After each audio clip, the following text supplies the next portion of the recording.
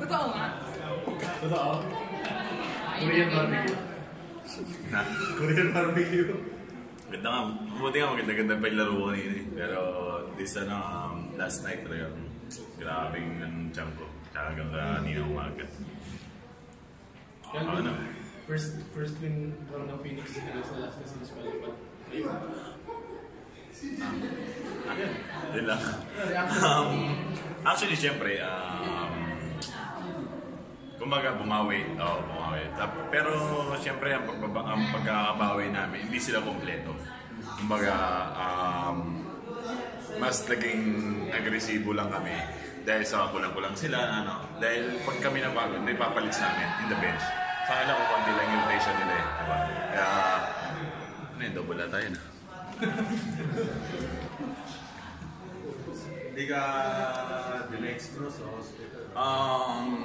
Ngayon, puro muna ako, puro pang-hydrate para maka-recover break bukas. Recovery para, kasi di sa sunod-sunod ng game na to hanggang 16, tatlong malalakas na team, di ka pwede mag-relax eh. At kailangan namin itong panalon to sa tatlo, kahit makadalawa kami para spot to na number 2 or number 1 kami. Basta pumapasok lang yung mga 3 points ni RJ ko. Saan mo nakuha yung sa kinakain kong talawa, kaya masyadong naging maselan. Pero okay naman, abuti ngayon, hindi sumumpong sa court. Kaya, ganda.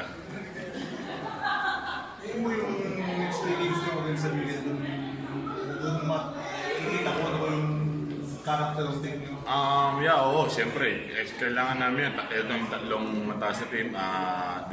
Yung kumbaga, kailangan rin nila manalo, di ba? Kami, siyempre, hindi namin pwede pabayaan itong sustaining win namin. Kailangan namin ituloy-tuloy ito. Kailangan pa namin i-improve yung depensa namin. Cardi, parang ganado ka pag last game. Ha? Parang ganado ka pa na. Hindi naman. Always naman ako ganado eh. Kahit kanina eh, di ba? Ang akin lang, I do my work na ginagawa ko sa loob. I do my work ka na ngayon.